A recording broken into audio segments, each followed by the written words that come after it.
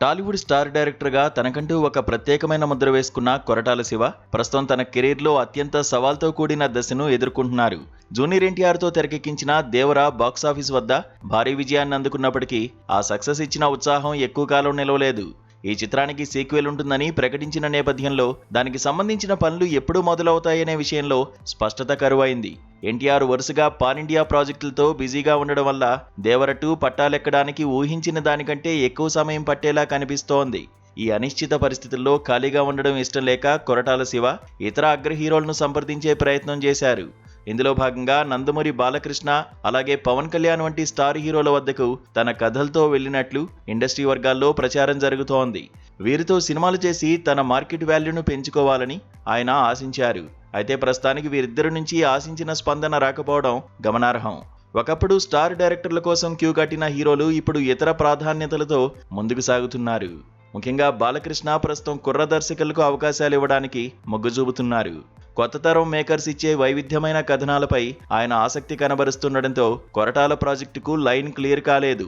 మరోవైపు పవన్ కళ్యాణ్ కూడా ఇప్పటికే తన చేతిలో ఉన్న చిత్రాలను పూర్తి చేసే పనిలో ఉన్నారు. ఇతర దర్శకులకు ఆయన ప్రాధాన్యత ఇస్తుండటంతో కొరటాల ప్రయత్నాలు ఫలించలేదు. స్టార్ హీరోల నుంచి ఇలాంటి స్పందన రావడం ఈ సక్సెస్ఫుల్ డైరెక్టర్కు ఒక రకమైన ఊహించని షాక్ అనే చెప్పవచ్చు.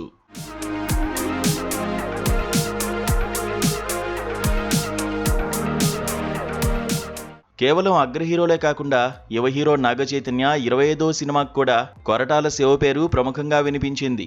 వీరిద్దరి కాంబినేషన్లో ఒక భారీ ప్రాజెక్ట్ రాబోతుందనే వార్తలు అక్కినేని అభిమానుల్లో ఆశలు రేకెత్తించాయి. కానీ కొన్ని కారణాల వల్ల ఆ చర్చలు కూడా ముందుకు సాగలేదు.